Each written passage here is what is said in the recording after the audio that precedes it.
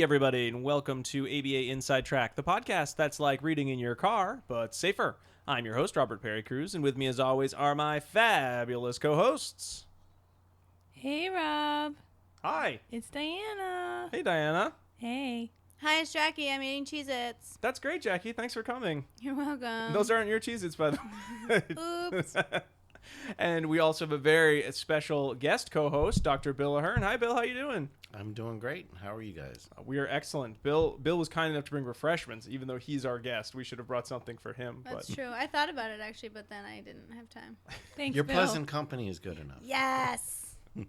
So for those of you who are in Massachusetts, you probably know Dr. Ahearn because he has been instrumental in licensure for behavior analysts here in Massachusetts. But if you are not in Massachusetts or the New England area and have not seen him talk or have not seen him at one of the many conferences, Bill, could you tell us a little bit about yourself in general? Sure. I've been in the field for about 30 years. I was trained as an experimental psychologist. I was a student of Phil Heinlein's at Temple University. And when I finished up my PhD, I decided that if I was going to go and continue to do research, it would be a good idea to get some applied experience that would better inform the type of research that I was planning to do. So I did a postdoc at the Kennedy Krieger Institute. And after a year of that, I spent 3 years in Philadelphia at the Children's Seashore House, working with kids with pediatric feeding disorders.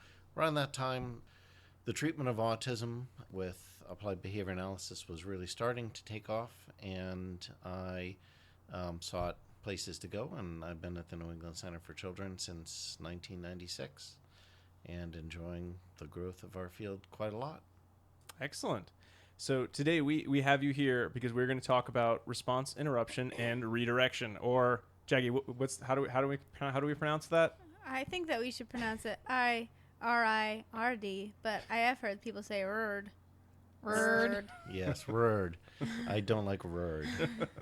I don't like RIRD because it rhymes with GERD, which is gastroesophageal reflux disorder, and I've had too much of a history with knowing that gastroesophageal reflux is bad, very bad, and RIRD is not bad. Certainly, I think it could be used inappropriately, but RIRD allows you to focus on response interruption and response redirection as the two components of the intervention. So having a better focus on what it means rather than a meaningless acronym is probably a good thing. I like that. RIRD. That was a really good answer. There we go. That is a good answer. So now you know, everybody. Does it also bother anyone else that when PICA is in all caps, like it is a acronym? Oh, I hate that too. Mm-hmm. Yeah, it's not supposed to be capitalized. I know. It bugs me. Well, what are you going to do? We're going to talk about it in a future episode. I'm going to set the record straight. Well, I once worked with a kid that swallowed silverware and had 14 stomach surgeries. So PICA is a very dangerous disorder. There was a follow-up study done by Richard Fox. I can't remember exactly what year it was, that suggested that perhaps up to 2/3 of those with PICA end up dying of the disorder. So it's What? very serious. Wow. 2/3? Yeah, that's a lot. That was in the bad old days of developmental disability services not being very good. Right. So I'm not sure that that's a very up-to-date estimate, but it is a Holy moly. it's a very concerning disorder. Yeah. Oof. Wowee. Yeah. So we'll be talking about something that's, I don't want to say it's innocuous, but it is not quite as dangerous as PICA. We'll mostly be talking about RIRD in response to, as a treatment for stereotypy.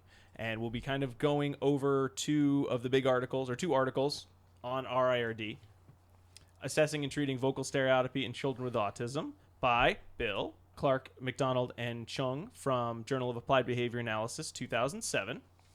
And then we'll be going over a follow-up article, and then just sort of generally talking about the treatment.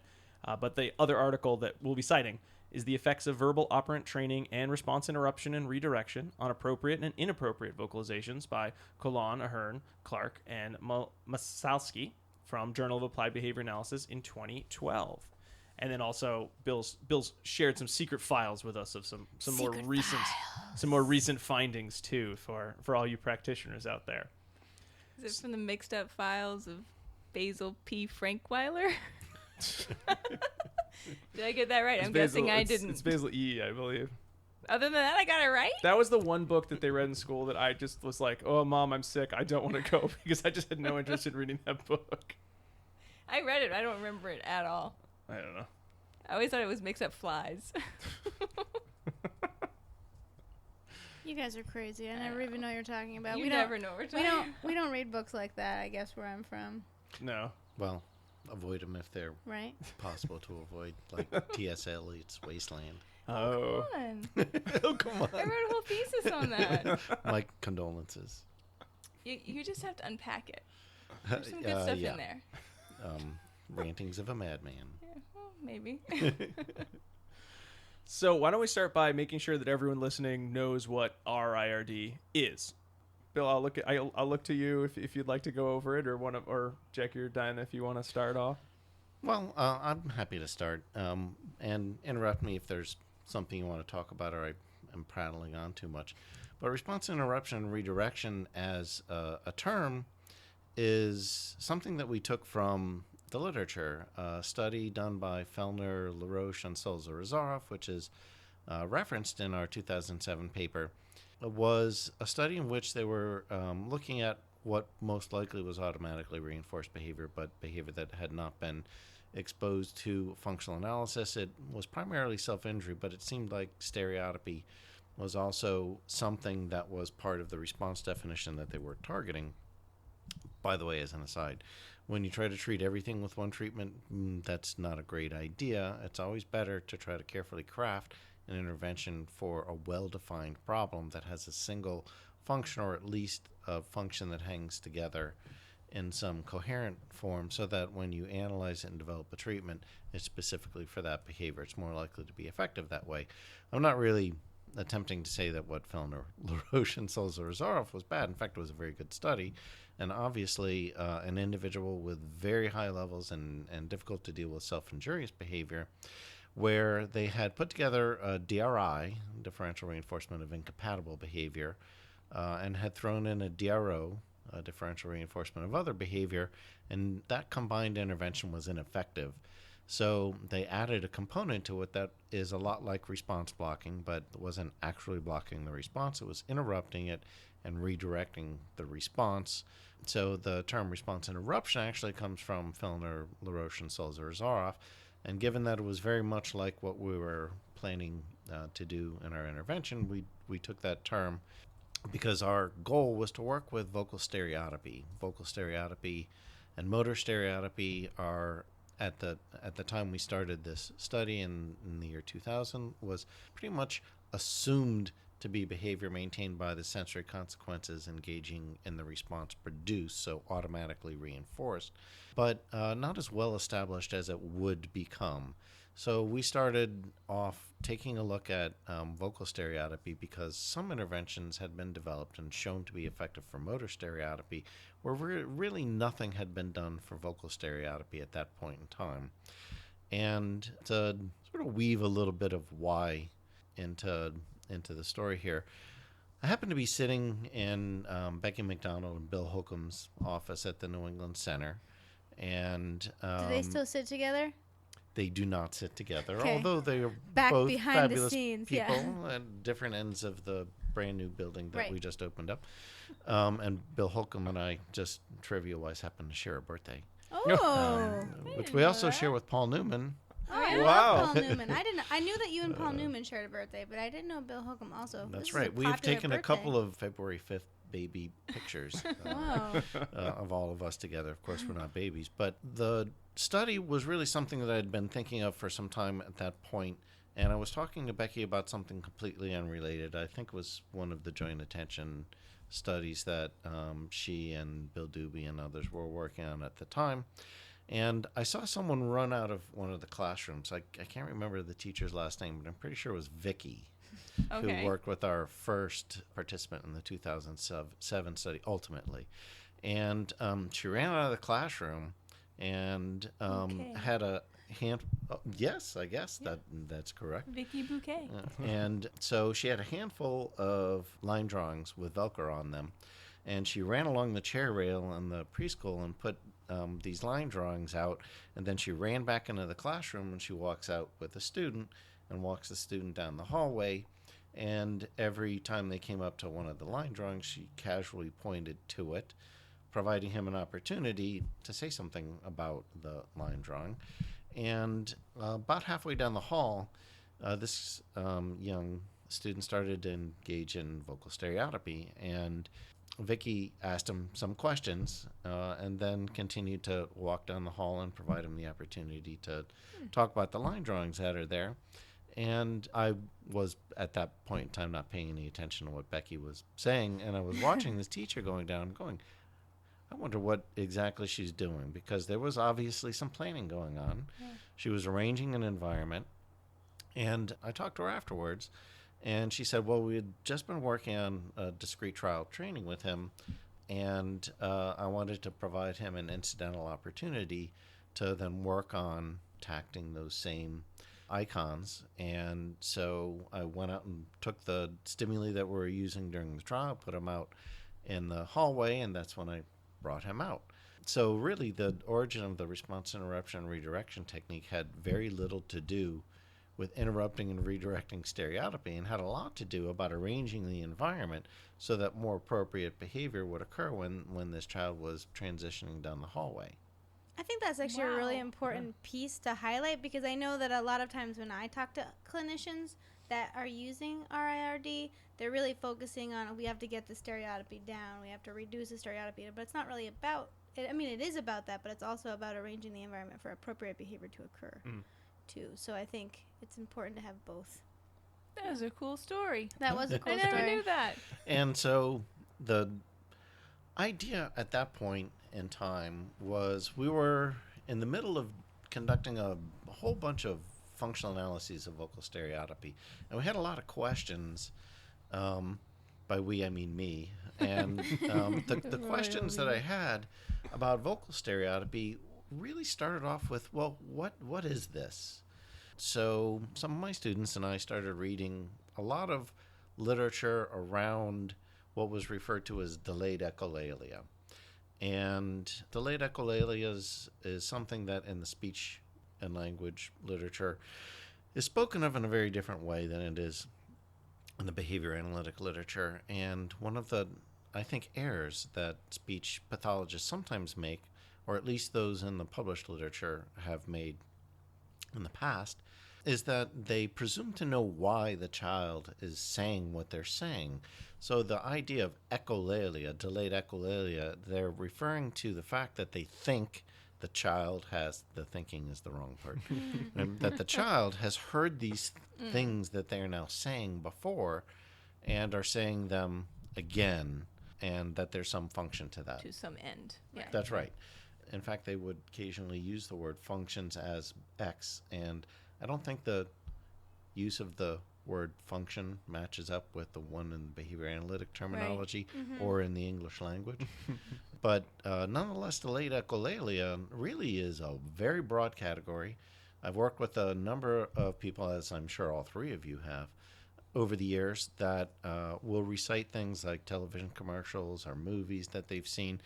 One of the young students that I worked with when I first came to the New England Center, who had unfortunately, up until the age of 8, the only communication training that he had was facilitated communication, which did not produce functional communication in any way, shape, or form. And he had a lot of skills. We were able to shape up a good verbal repertoire. By the time he graduated from the center, he was very full vocabulary, every verbal operant in his repertoire.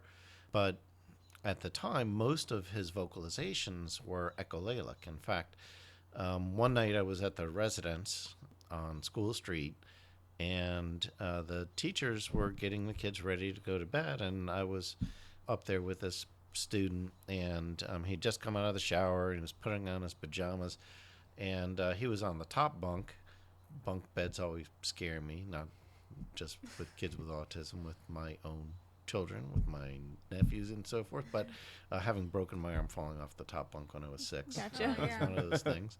He was swinging on the side of the bed, and saying stuff. Now, given that he had no functional communication, I was trying to figure out what he was saying. It took a long time, but he was reciting Peter Pan. Oh. He was when he said Wendy, right? like, and aha. there's no Wendy around. Right. That was kind of a tip-off, and some He was of up on what the he mast, said. right? He was up on the mast. Yeah. In fact, that's why he was swinging around. This guy taught me a lot about some of the problems that can come with thinking that you know what vocal stereotypy is, because he had a lot of delayed echolalia. Mm-hmm. But also, he would have immediate echolalia, where you would say something to him and he'd repeat it back to you. And so one of the questions we had, are these the same thing? Mm-hmm. And it became pretty apparent to us when we started doing functional analyses that they, in fact, are very different things. Mm-hmm. Immediate echolalia sometimes seems to serve a really good function, not necessarily in any way that the rest of the verbal community can understand. But sometimes it's a request for help.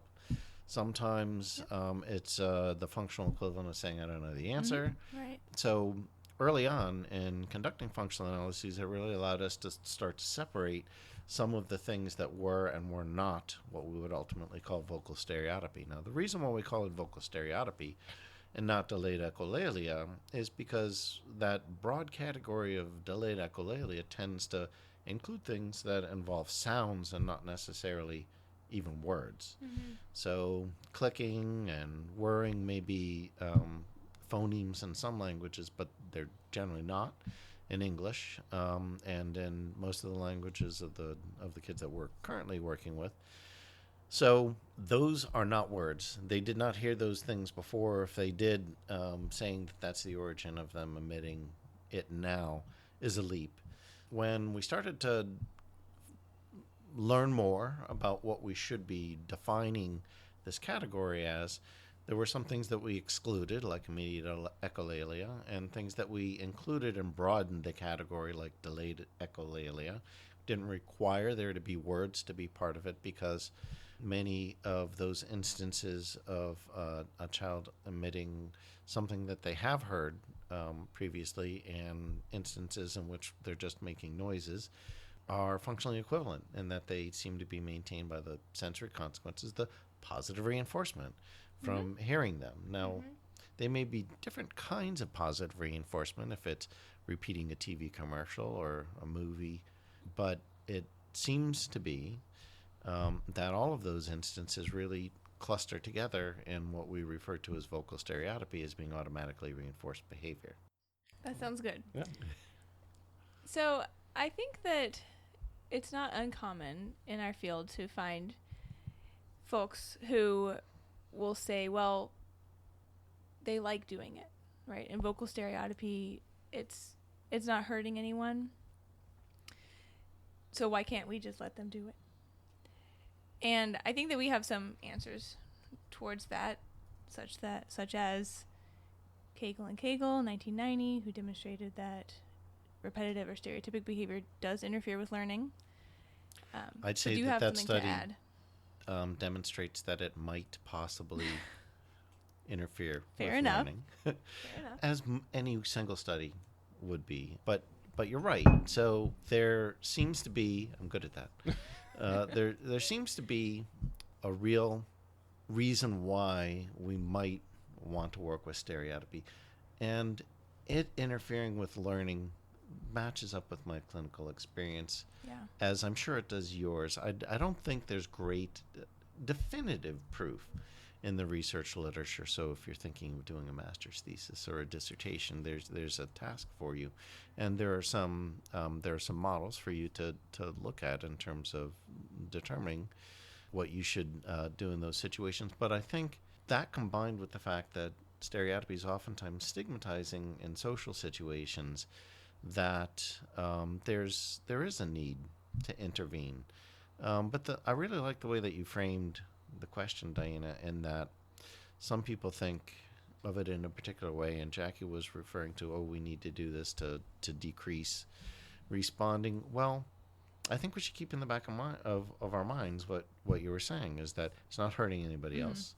They like to do it, maybe, probably like to do it. And if it isn't interfering with anything that's ongoing, and it isn't in a stigmatizing way, shouldn't there be some time for it to be okay to happen? And the answer to that is, I think, yes. Mm-hmm. So that's been one of the more difficult things occasionally to convince parents of, is that it's okay for this to happen at particular times. In fact, the parents of the first participant in the 2007 study were parents of a child that had been, I think he was in the home-based program first and then was in the preschool.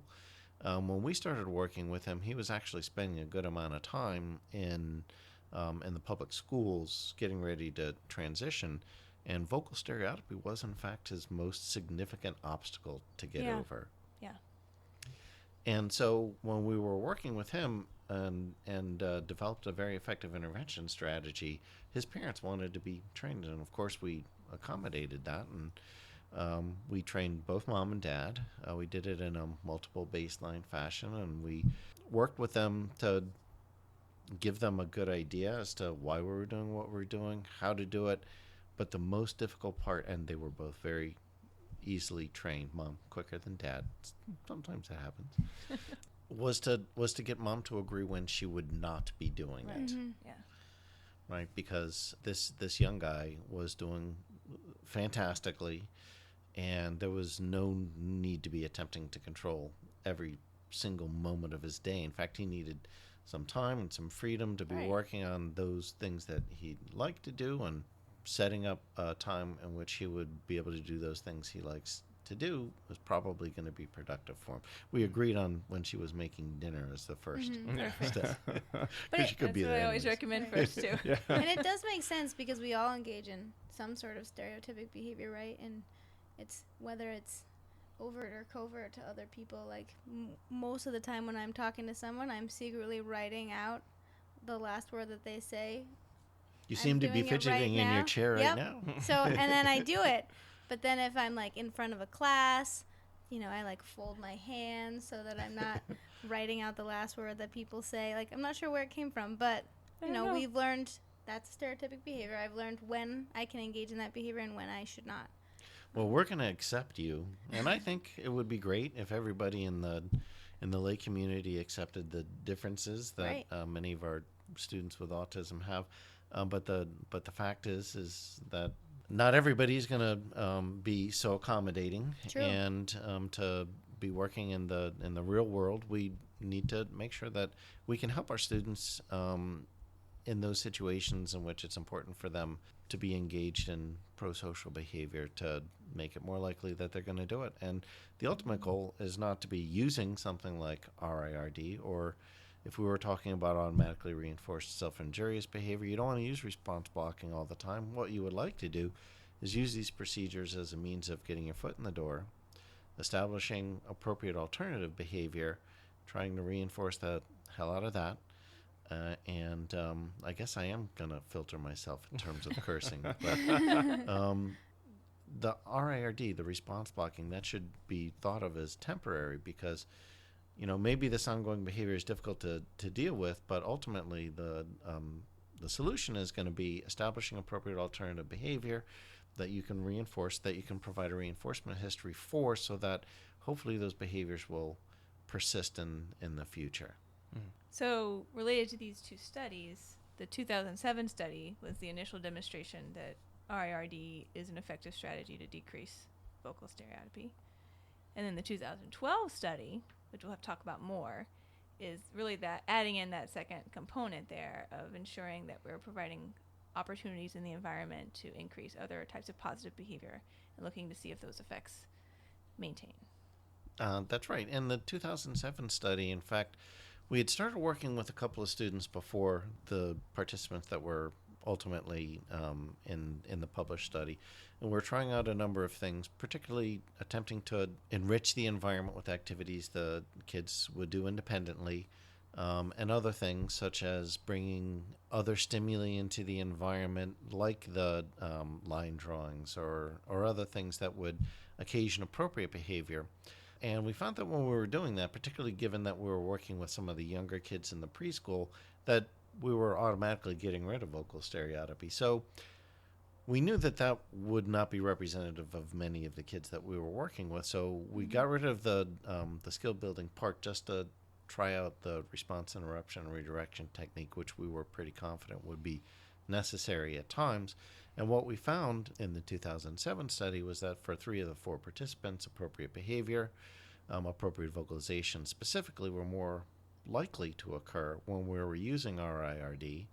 And because of that, the rationale for the 2012 study was, well, what will happen if instead of targeting stereotypy, we target appropriate behavior?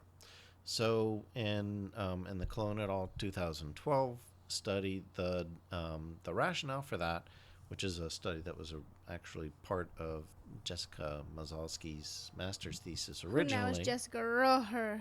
She's listening. Hello, Jessica. Hi, Jessica. Hope you and I'm not sure whether you have more than one kid, but 2. I know you have 2. Oh, right, great.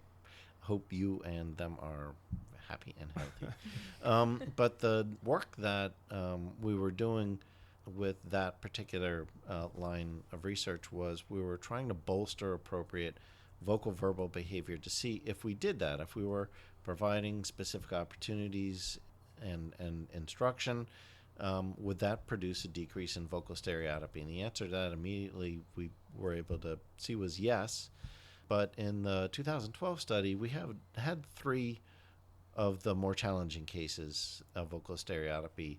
All 3 of those participants engaged in moderate to high levels of vocal stereotypy, and were also all appropriate for us to attempt to be working on training tacks or comments about things in the environment.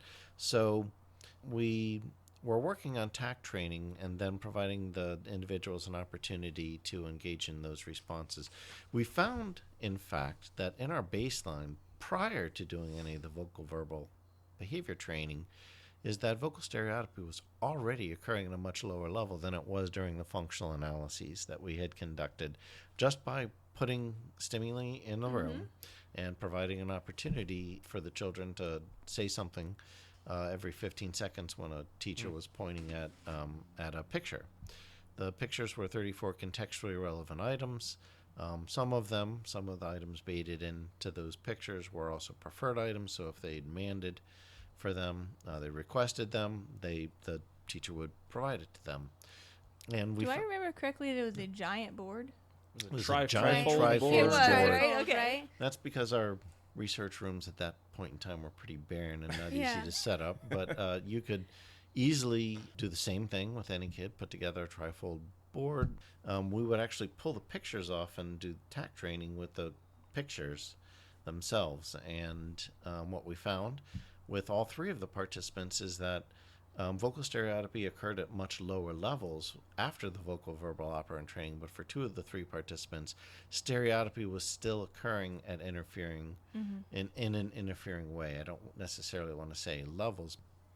When we were working with the first participant in the 2012 study, when we introduced the vocal verbal operant training, we did see a nice decrease in the level of her stereotypy, but it was occurring very, very loudly. So even though it wasn't occurring anywhere near as frequently, it was very interfering. And in fact, in her cluster, there was another student that really did not like the loudness of her vocal stereotypy. So we decided that we were going to add response interruption and redirection as a component of her intervention, even though the level of the vocal stereotypy had decreased nicely. Now, with the second participant, his vocal stereotypy was pretty nicely controlled by the vocal verbal operant training, and so we didn't need to add response interruption and redirection to his treatment protocol. But with the third participant, we did. Though we initially saw a decrease in the level of vocal stereotypy, it was starting to creep up the longer he'd been exposed to it, and we added the response interruption and redirection as a component to his intervention as well. So in this study, the response interruption and redirection was conducted in a slightly different way than in the 2007 2007 study. So let me talk just a little bit about that. Before we get into that, I just want to make sure that those of you who are listening for continuing education credits are getting one of our 2 secret code words.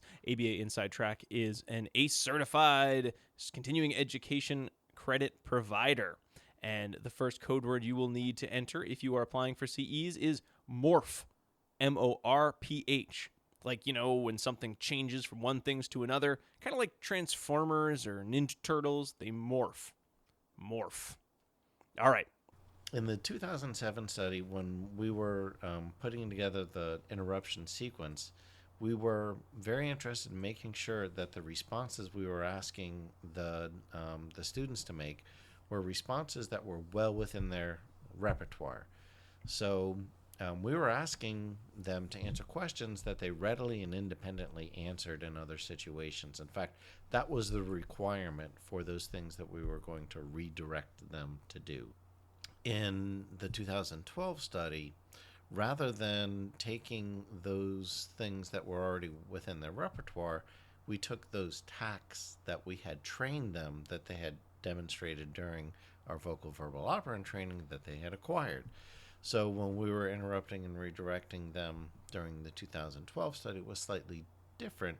But in both studies, the common theme was that the student could do what we were asking them to do and had done it successfully and independently many times, with that being an attempt to make it as non-intrusive, as non-invasive as possible.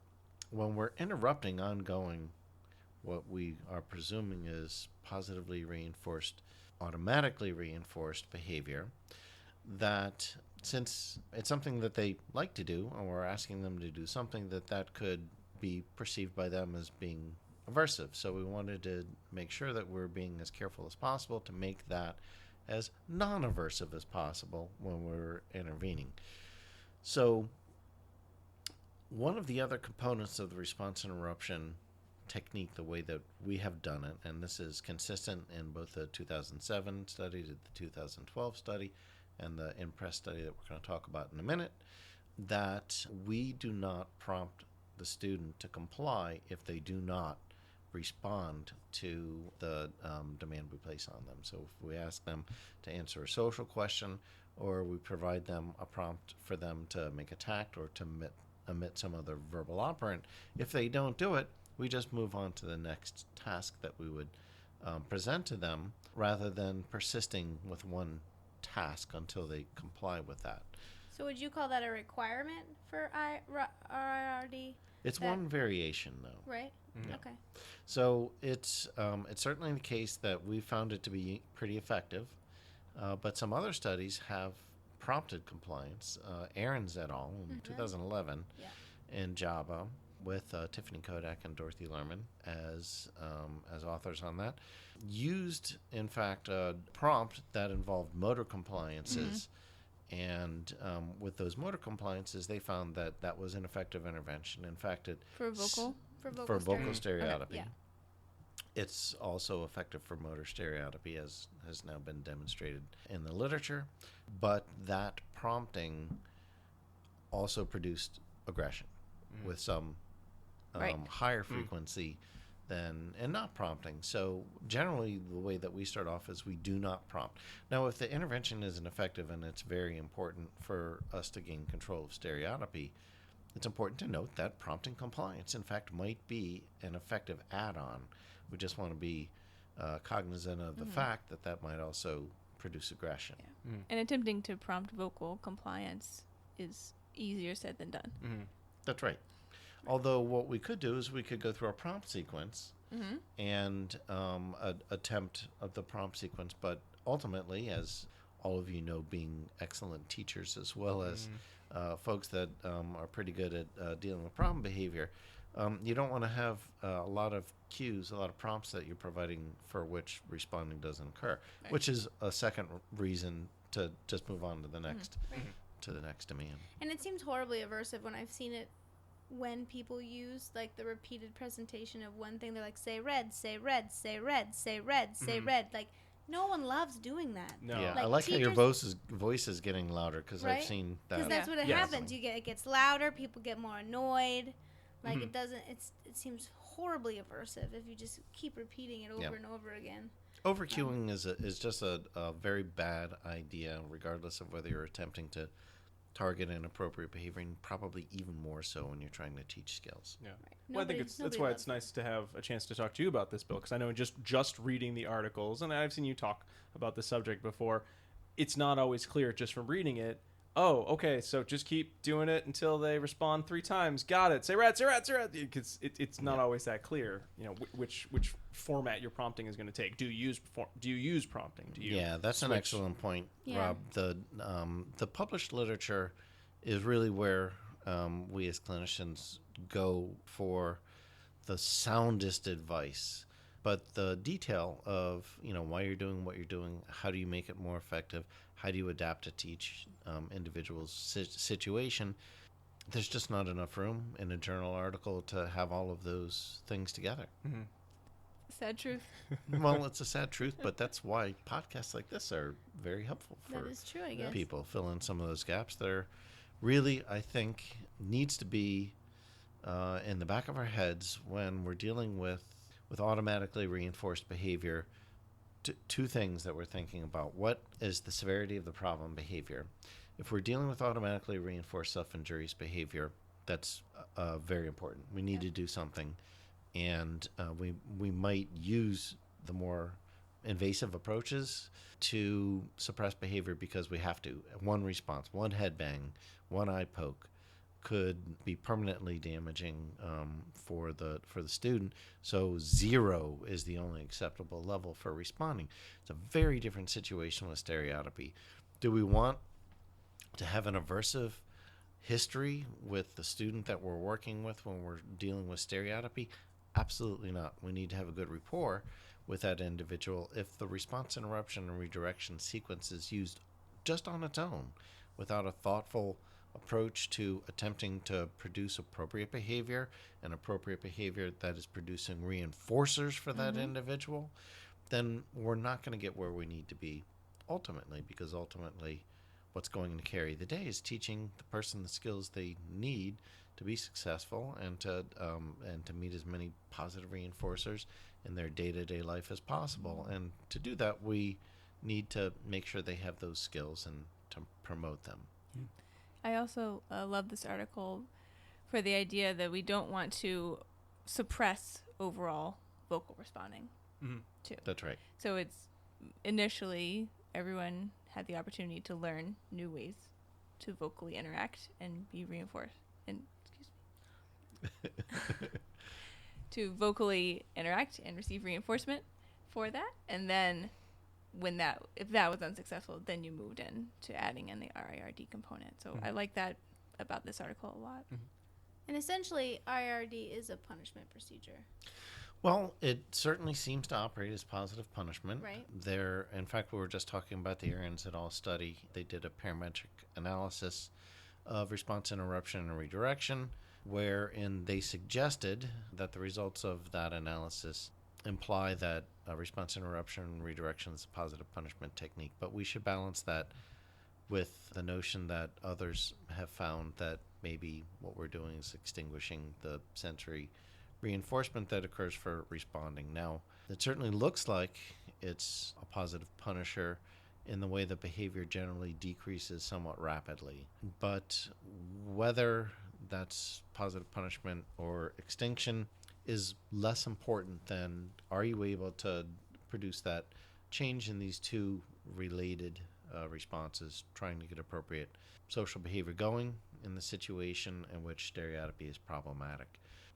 So when I think about where these ideas take us, if we're going to use something that is potentially a positive punishment procedure, and probably is, I'm certainly not disagreeing with the preponderance of the evidence which leans in that direction, we should be doing our best to A, make that as non-aversive as possible, yet still effective, while getting rid of the positive punishment component of the intervention as quickly as possible. Positive punishment should not be in place for an individual's lifetime. And if it is, then we're probably not engineering the environment the way that it needs to be engineered. And how you talk about RIRD in terms of also reinforcing the appropriate behavior would align with our ethical guidelines, since if we're using punishment procedures, guideline 4.08 says that we must use punishment. If we're using punishment procedures, we have to also use reinforcement procedures as well. Well, that's besides that being a really good point, not just from the ethical standpoint, Right. but if you're going to be an effective clinician, Right. one of the problems with punishment, Skinner had this inherent dislike for punishment procedures, which was really well informed because of the basic research that had been taking place with positive punishment, is that when you have positive punishment in place, generally behavior is already maintained by some consequence. When you just slap another contingency on top of that, when you place a positive punishment contingency there, you really haven't done anything for the underlying problem behavior. Now, with automatically reinforced behavior, you can't get in there and, disrupt the sensory consequences, but you can dampen them. You can make them less reinforcing and try to, by contrast, make the other appropriate behavior more reinforcing by having a good understanding of what's reinforcing for that individual's behavior, and particularly what kinds of social consequences will be effective for those individuals. And once we do that, we're in a much better place to bring behavior to where it needs to be. Oof. This is a lot of talk about stereotypy, and while I know we can all do this for quite a bit longer, why don't we take a quick break? And we'll be right back with more from Dr. Ahearn.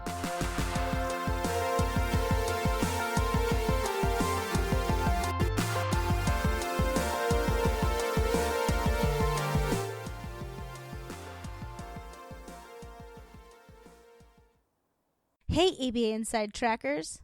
Are you interested in being a behavior analyst and you're not yet? If so, I really would recommend looking into the Regis College Masters in Science and Applied Behavior Analysis program. Our 2016 pass rates for first-time test takers of the BCBA exam was 90%. We think this is a true testament to our program. In addition, we're going to be starting an on-campus autism center in the summer of 2017. This is going to allow our graduate students on-hands learning right at our college, and you will receive partial tuition remission if you work at the center, which is pretty amazing. We also offer paid clinical placements and graduate assistantships starting in our students' first year, where all of our grad students are working in the field either part-time or full-time. I find you that job. That is part of my job. We also are approved by the BACB to provide intensive practicum, so students will complete 750 hours of an intensive practicum across their time at Regis. All of our faculty are PhD-level BCBAs with strong applied and research backgrounds in ABA, and all have published papers in respected peer-reviewed journals. We ensure small class sizes so that all students receive personalized attention from their professors, and advisors are easily accessible to meet with students. Two more really great things that I want to highlight about the Regis program is that we host an invited lecture series at Regis each year, which involves inviting outside experts in ABA to speak on specialized topics relating to practicing ABA. Last summer, we completed an international service trip to Iceland. This trip enabled students to learn more about providing culturally competent care to diverse populations. Students and alums work with children diagnosed with an autism spectrum disorder and provided parent and teacher trainings for 11 days. This service trip occurs every other year, and the next trip will be in the summer of 2018. And finally, we have a great location. We're just 12 miles from the center of Boston. We currently have rolling admission. We're accepting students until we reach capacity for the fall of 2017. Please check us out at www.regiscollege.edu.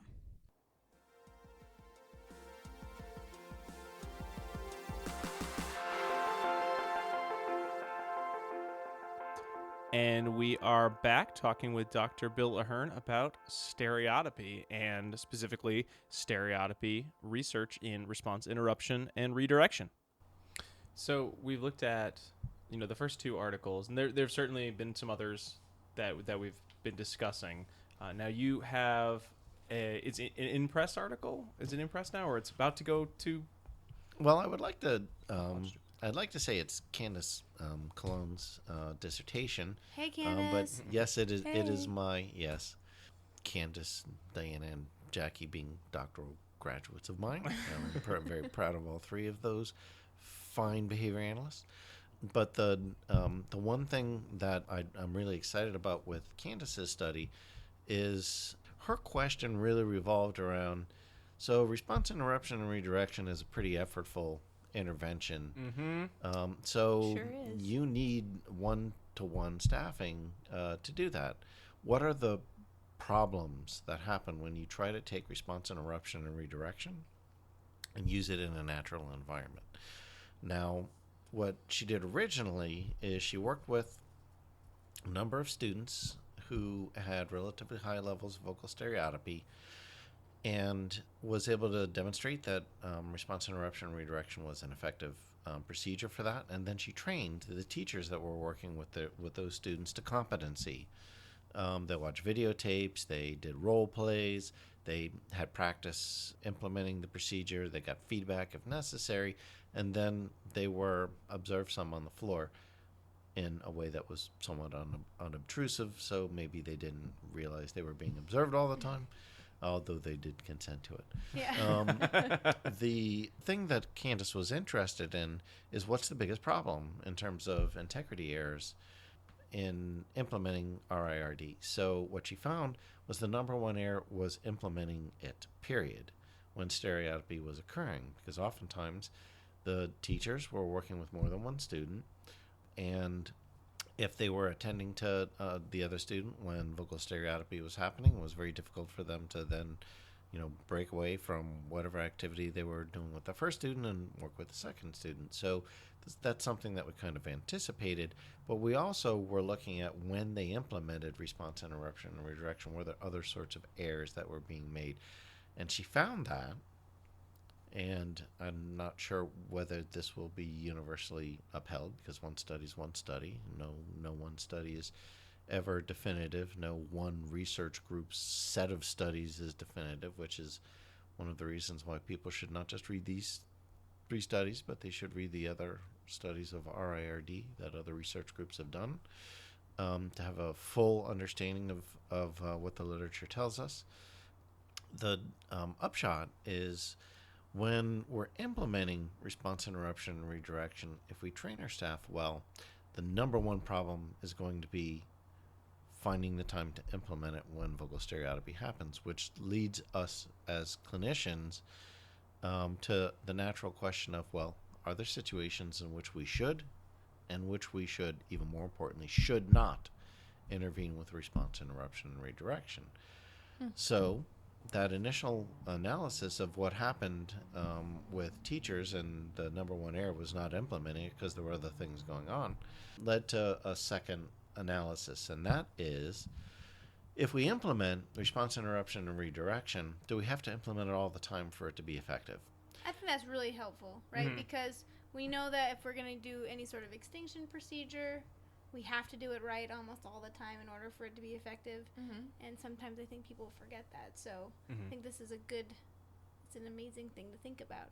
So way to go, Candace. Yeah, and I think I saw Candace, I think she did a talk on this at Babbitt one year or at some conference, because I remember seeing the parametric results and thinking, oh, thank God it's not doing 100% or it doesn't work, because I'm going to throw this one out the window. It is really hard. It is really hard to implement RIRD with I 100% have perfection. I mean, I remember I've done a lot of stereotypy treatments, and we'd put together protocols, and part of it was how much training we had to put into for the staff to do RIRD. We would try to make it to be the kids who we knew we had to use it consistently as much as we could, and we'd pick, we usually have to cherry pick the staff that we knew had a high rate of procedural integrity with other procedures, because we couldn't just put any random, subpar performing staff on the student, because even kind of knowing, I guess, we have some leeway, it's so intensive, like how much we would like them to be able to implement this treatment.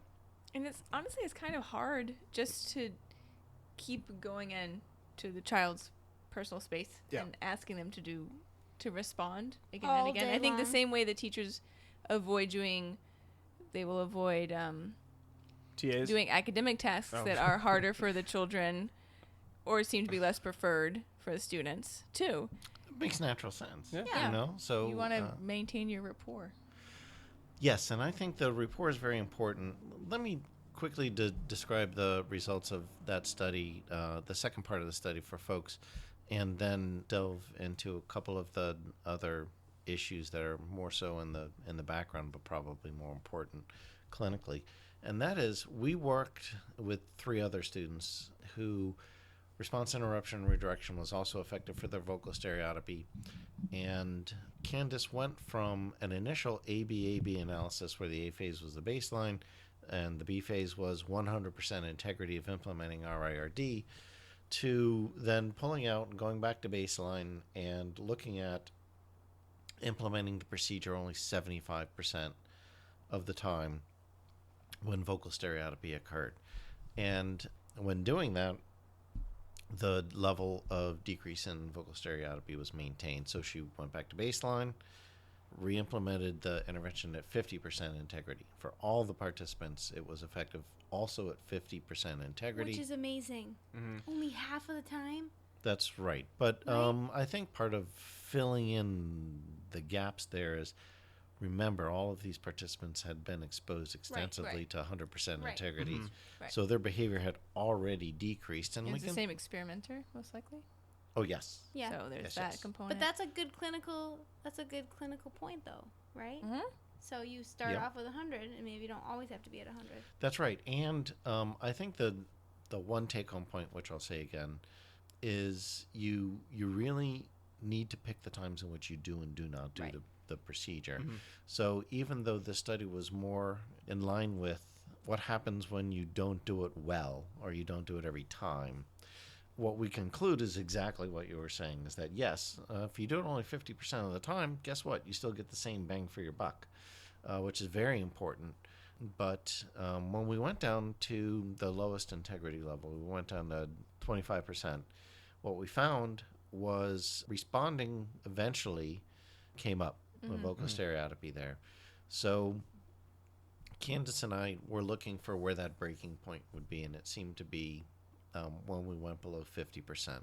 Is it 33%? Probably not, because we have another study which is likely to be submitted soon that showed 33% was effective too, but 25% was where Wow. it started to break down Yeah. for these kids. But there's really more to the story. So all of these kids have had an extensive exposure to very high levels of integrity with the intervention being implemented. And when we got down to 25% integrity, we lost it.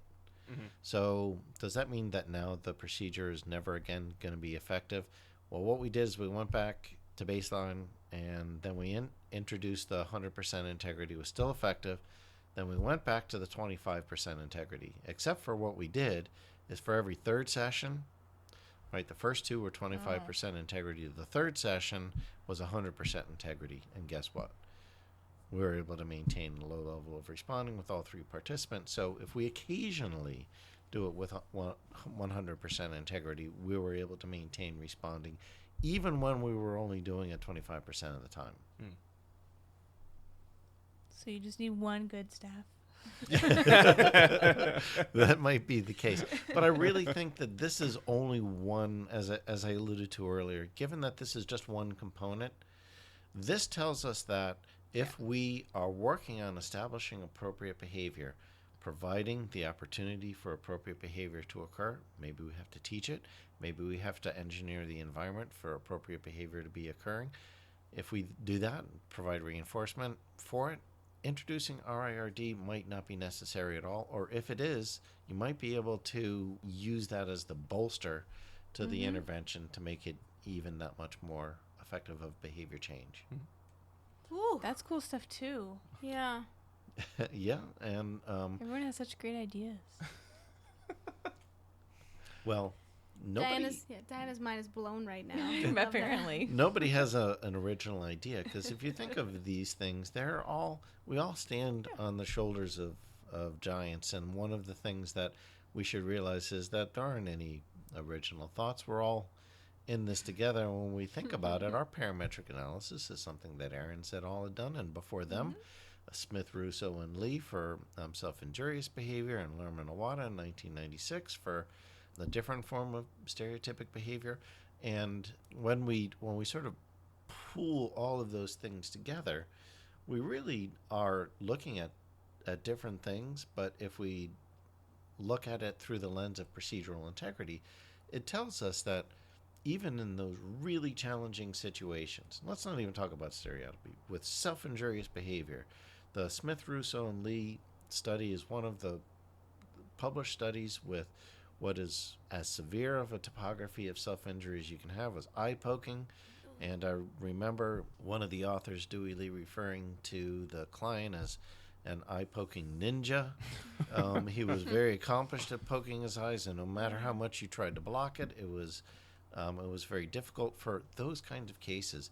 The response blocking might let you get your foot in the door so that you can take your positive reinforcement interventions, your skill-building interventions, your environmental enrichment interventions, and give them a chance to work. Mm.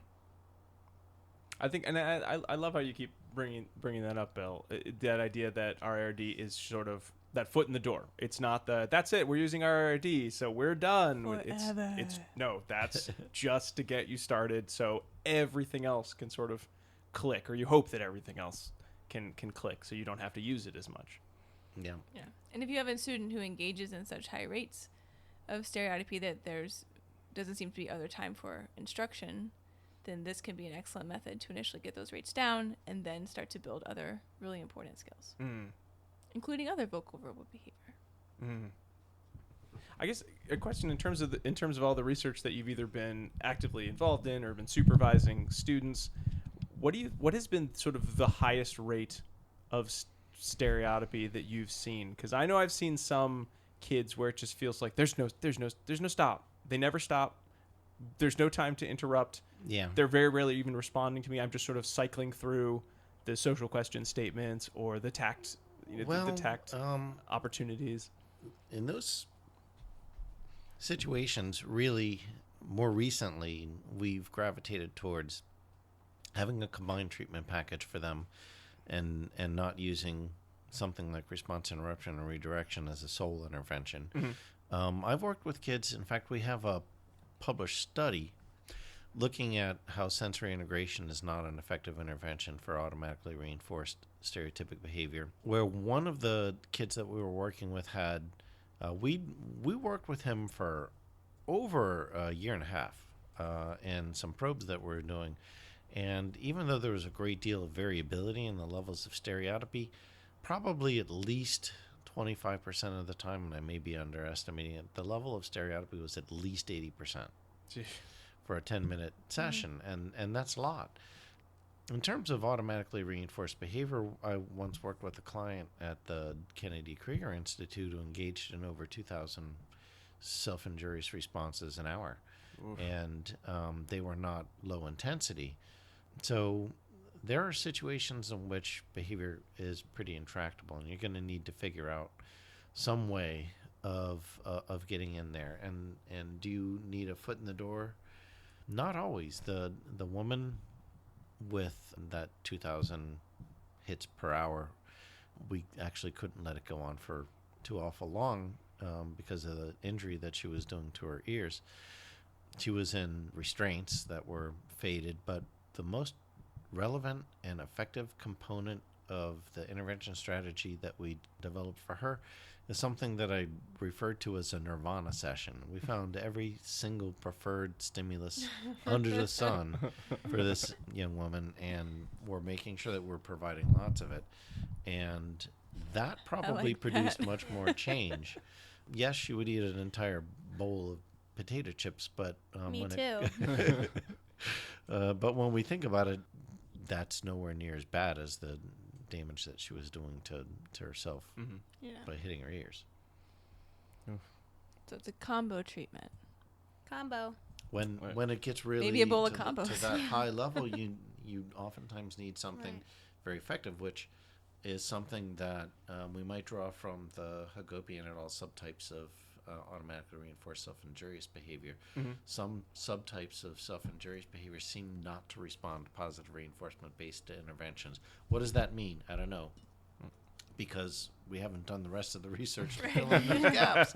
What else works? Although they're actively working on it. That work by Louis Agopian and his colleagues is really groundbreaking, and I think in the end we're going to find that there are combinations of interventions that we might turn to much more quickly than spending a lot of time in positive reinforcement-based approaches that aren't going to be effective.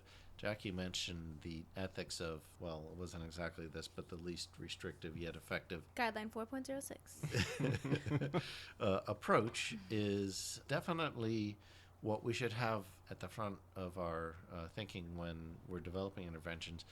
But there are some situations in which we should be able to realize, well, you know what, that just doesn't fucking work. Yeah. Right. And you're going to need to put together a comprehensive approach where you're bringing in, is it the kitchen sink, or is it, very carefully crafted components of the intervention that are hitting problem behavior but also trying to pick up and bolster appropriate alternative behavior, and if it's socially maintained behavior, functional reinforcers. But I think that's really where automatic reinforcement becomes the more challenging kind of behavior to deal with, because you don't have access to the functional reinforcer. On a side note, to take it down a notch, I do love the phrase "throw the kitchen sink at it," because I can't ever imagine being I can't figure this out. All right, kitchen sink, this is it. And going over, grabbing it, and pulling it out of the countertop, and then just chucking it at something. That's I just right. love Is it 'cause, that. It's like, go Because ahead. everything's in the kitchen sink. That's what I always thought. Yeah, I think so. But it's like a pig trough. Anything Yeah. could be in there. I do. I think that's what it is. But when someone says it, I immediately think of whoever's talking, walking over to their sink at their house, pulling it out of the countertop, and just chucking it The somewhere. one flew over the You cuckoo's won't nest know scene. it's a reinforcer until you Right? try Until it. you try. It could be. It could. You never know. Yeah. Kitchen sink could be reinforced. Do you know why they say throw the baby out with the bathwater? I no. London. Yes, you got it. Usually London. they say don't throw the baby out with the Cupcakes? bathwater. I don't know. You're right. They say don't. They say don't do that because everyone uses Although the I'm same highly bathwater. recommending throwing the baby out with the bathwater. It saves a lot of time and trouble. Right? Baby's Poor clean baby. and He didn't do away. anything. Oh, I'm just Wasn't his fault. He's born last. Just in from the bathwater to the bed. Just kind of huck it right I thought in it was because they threw the bathwater outside of the window. In Because London. everyone used the same bathwater. And you started oldest to youngest. So by the time the baby was in there, it was so dirty you might not see the baby. That's hilarious. And then you chuck the water out the That's window. important so to don't know. throw the baby out That's with why the everybody in bathwater. Europe smells so bad. Yeah. It could be. I read a great book called What Jane Austen Ate and Charles Dickens Knew. And it was all about Victorian London. It was really good. It's historical. Wow, you're I'm reading glad I things. don't live in those diseased times. Me too. No way, man. With Ugh. modern medicine. Right. I would be dead. I actually would have been dead. Because I'm many just years we'll ago. pick stuff off the floor and blow on it and be like, it's clean now. And I know about germ theory, so I would have been totally dead. Candy! Is it in the wrapper? Kind of. It's fine. This peppermint that fell out of my mouth is a little damp. It got some hair on it, but it's fine. Just It's gonna fine. wipe I it don't see away. any dirt. It's fine. If I can't see it without my electron microscope, it's probably good. Yep, that's funny. If I can't see it, it doesn't exist. Jackie, you wanted to talk. You wanted to reopen some old wounds I in did. regards to the definition itself of stereotypy. We've had a lot of Right. talk about the research on RIRD and where it came from, and some great extensions. Oh, and some- man. I But feel like our train's slowing down. Yeah. do Hold you on. wanna? Here I It go. might be pulling into dissemination station. So we do our own sound effects here. That was lovely. I know. It's a train. That was a surprise dissemination station. Usually I buy a ticket, but this time I was, You were I was running. Shanghai. Let me on, guys. Let me on. But you wanted to. So anyway, you wanted to reopen a discussion of what is stereotypy, because we talked about it on a previous episode. Episode 27. Episode 27. And as you said it, we just sort of went round and round without really coming up with a great solution. And Rob So thought he was right. Diana and I didn't I assume really I was know. right. I don't remember what I said, so it was probably great. Whatever Bill says, Whatever I assume you I said, said it the was same right, thing. Yeah. I think we were talking about how we can define stereotypic behavior. Should we define it as the topography that we see? Should we define it functionally? Should we define it as non-contextual, which is what we typically see? So since Bill seems to know a lot about stereotypic behavior, what do you think, He seems Bill? to know a lot about He's- stereotypic behavior. Well, it's a good question to ask, and I can see more especially with stereotypy, both answers as having some validity to them. So when we initially define any behavior, usually we're starting off with what is it topographically? Right. What are we going to look at and measure? For us, it's important for us that we're measuring the same thing. So we oftentimes start with that topographical definition, but eventually, as trying to figure out that, you know, we've defined it, and so what it is based on our operational definition, which means absolutely nothing other than are we scoring the same thing? Right? An operational definition, so many people are wedded to operational definitions. Well, really, they don't mean anything. They mean what it is that we're attempting to measure, and are we measuring it correctly? It's an important methodological step, but it really doesn't tell us anything about the nature of the behavior. So once we go in and we functionally analyze it, that analog functional analysis was an amazing advancement in applied behavior analysis for us to attempt to identify functional causes for problem behavior. And when we take a look at what do we know about stereotypy today, well, we know that stereotypy seems to be automatically reinforced. Now, we've been mainly referring to it as if we assume that it's automatically positively reinforced, and that feels good to do it, right? We flap our hands, we wave our head, we make noises, those things feel good. Well, that's an assumption. Sometimes it looks like, when I see individuals with stereotypy, that they are not happy, that it might be aversive to them. They're plugging their ears, they're flapping their ears. Sometimes they're engaging in these topographies of stereotypy in situations that seem as if they're fundamentally aversive. I don't know whether they are or not. We shouldn't presume that automatic reinforcement means automatic positive reinforcement, because it could mean automatic negative reinforcement.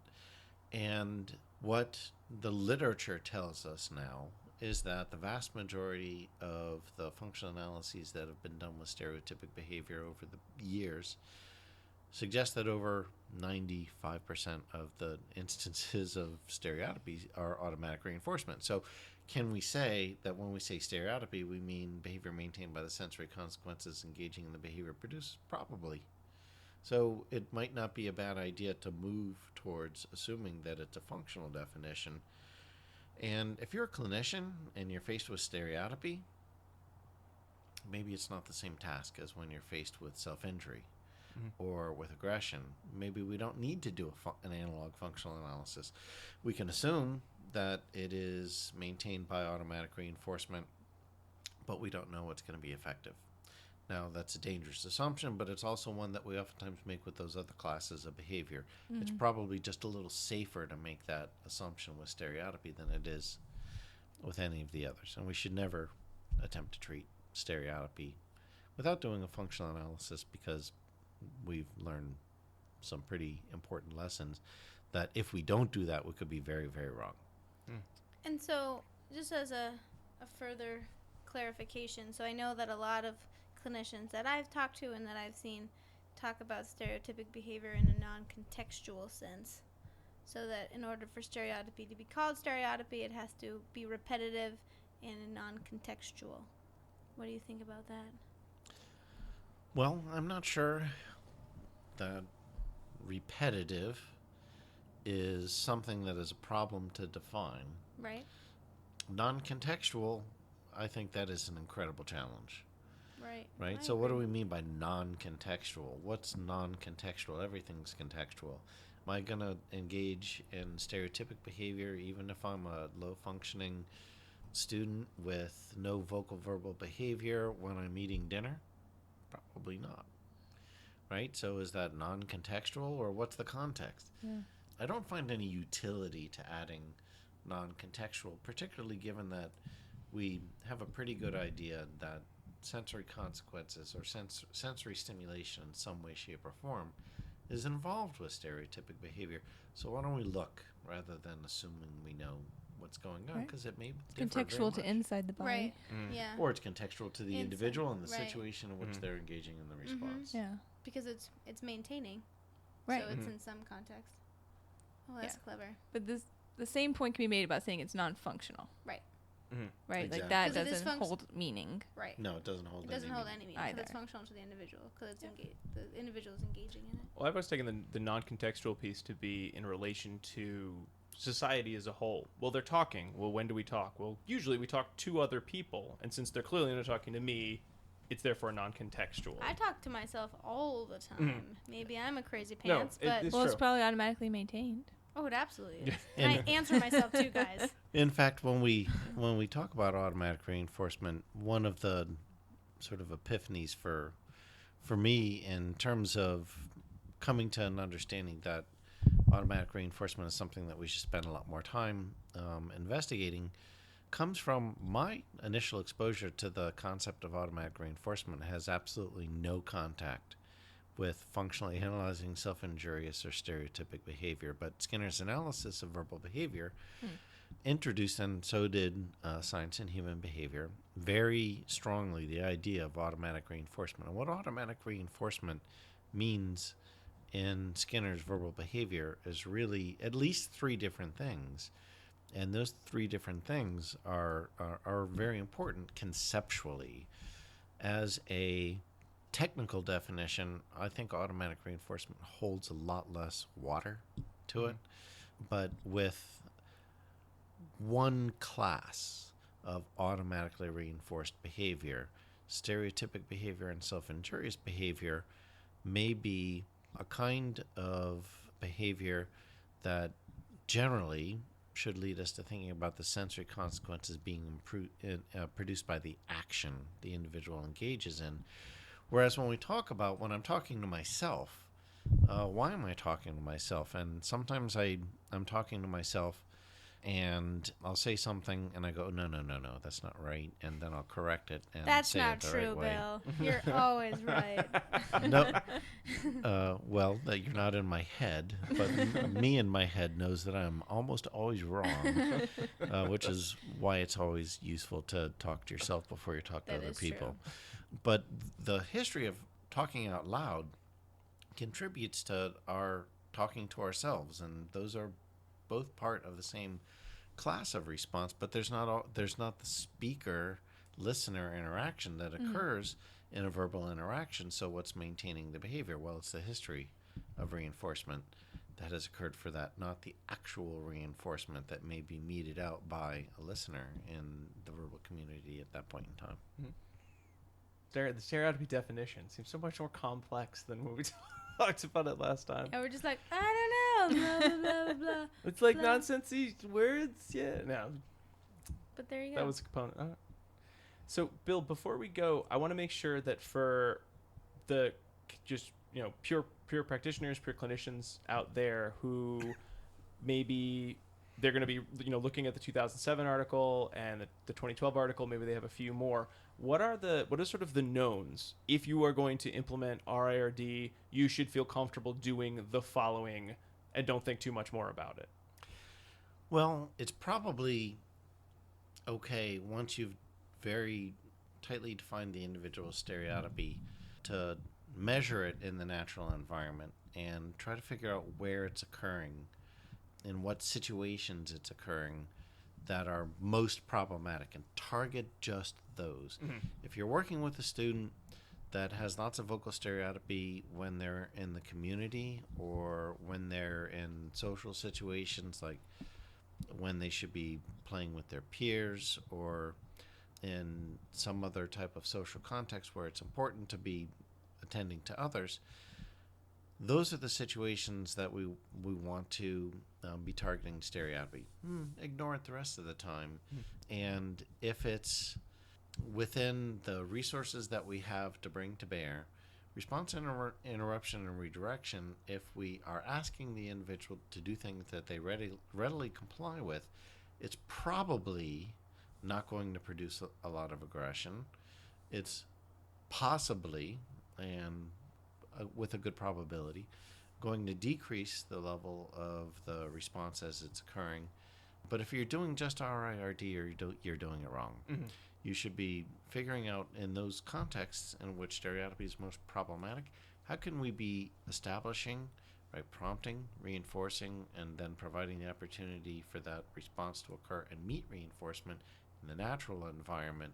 That really should be what we're pulling together as a clinician, as our attempt to craft an effective treatment. Mm-hmm.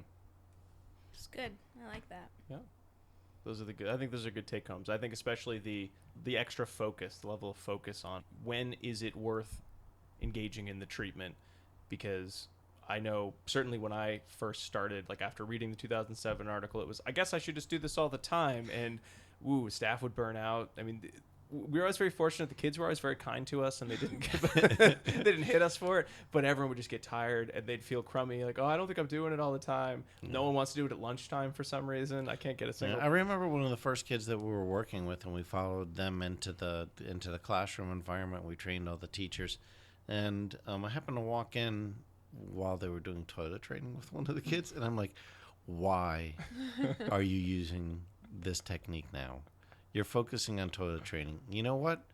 That might be an effective way to get you further along where you want to be, so that you can reinforce appropriate toileting. Right. Yes. So, yes, it's very important to figure out when is the appropriate time to be working. And what are the pieces that you think are still unknowns? I know in the dissertation, whether or not do you need the three compliances before moving on? Would one be sufficient? Seems there like are a lot of methodological variations that we could continue to do research on. There was a study, it's escaping me right now which one Ahearn. it is. RIRD 1 versus RIRD 3. Well, yeah, we have one of those, but somebody else has one. I can't remember who it was. More than one person has done 1 versus 3. Mm-hmm. Okay. And that was something that was reviewed in Martinez and Betts 2013. But they weren't the first people to do 1 versus 3. So, what the nature of the compliance is, how frequently you need to do it, what other sorts of components of the intervention should be there. There are lots of questions still to be answered, but I'd say that many of them at this point in time are methodological variations rather than the core of the intervention. Mm-hmm. What about, Bill, looking at the matched stimuli? It seems like there's been a lot of research in which vocal stereotypy has been treated with motor compliances rather than vocal compliances. Is that pretty... Well, that's a little different than match stimulation. It's the match topography of the redirection, and that's not necessary. It really, in some way, shape, or form, we could group together so many different kinds of interventions and call them the same family of interventions. So response interruption and redirection isn't unique, but it's very similar to overcorrection. Mm-hmm. If we talk about 1 versus 3 compliances, maybe that's simple correction versus overcorrection. Do we need to redirect them to a motor compliance versus a vocal compliance? Well, whatever they comply with is probably the good thing they do. When we've used both techniques, generally what we do is then blend them together later in intervention. The more things that are effective, the better it is to establish varied responding on the part of the teacher that then also controls the student's behavior. With matching the topography, really our initial thinking was we were trying to push appropriate behavior to occur more frequently by providing a model of it.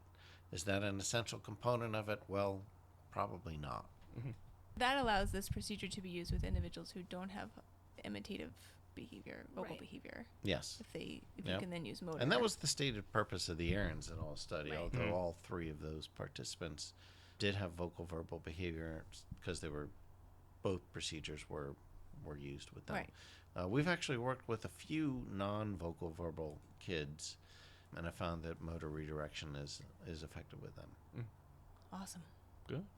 Sorry, everyone. I just have to pause this for 1 second to give our second secret code word, and that is SPILL. SPILL. Like, don't spill that milk. Don't cry over it. Spill. Okay. We did a lot today. There's a lot. And there's a lot more research out there. We talked mostly about 2 articles and a dissertation, but, there's more out there. There's so much more, so you should really look into it yourself. But these are great places to start, and listening. It was really great to have you here, Bill, to fill in a lot of the gaps that, like you said, there's not room in the journals for the extra details. Yeah. So it's great to have that opportunity. I think I've read half of these because I know I sadly got to be the stereotypy guy at various places I've worked, which I never wanted to be. I'm gonna make you a shirt. I'm glad I'm not anymore. Like, no one's asked me about stereotypy in like 6 months. I'm so excited. But, you look at it, and even just hearing you talk about some of the little, like, the cracks in that don't get filled in through just the research. Oh, wow, I can't believe I didn't think of it that way. Or, ooh, I should go back and add that. Oh, well, I didn't have time then. Yeah. To do it. So you're saying working with stereotypy gets repetitive? Pun. Nice one. If I don't have to say, do this, touch your nose, say blue, say green, won't be soon enough. I can understand that. Well, Bill, thanks so much for coming in today. We really appreciate having you here. It's a real treat. My pleasure. Thanks, Bill. Thank you, Bill. And thank you, everyone at home, for listening in to ABA Inside Track. We really hope you enjoyed our episode on RIRD and our special guest. If you like the show, please feel free to subscribe to us on Apple Podcasts, Stitcher, or wherever you get your podcasts. You can find us online and everywhere as ABA Inside Track. We're on Facebook, Twitter. Where else are we? That's about it. Nugs.net? The what is it? Yeah, well, I'm about to subscribe to Nugs.net so I can listen to all of Dead and Company shows. Oh, You guys should get on there. John Mayer. Cool. I didn't know about that. Some of them just they just grab your podcast up if they do. Some of them are very picky, so I haven't heard that. Well, they're all music, so I'm just obsessed about Nugs.net Oh, that's right true. now. And whether to pay the $12.99 or the $24.99 Ooh. subscription. Oh. $24.99 all the way. Probably. And The other thing you tell people is where to email us at. oh, you can Yeah. always email us at abainsidetrack@gmail.com with questions or with topics that you'd like us to discuss, or just to say hello, which we appreciate. And sometimes we share those on our preview episodes. All right. Well, we will be back next week with a preview episode to talk about our next exciting topic. Can't wait, guys. Can't wait. Thanks again, everyone, for being here. And until next time, keep responding. Bye. Bye.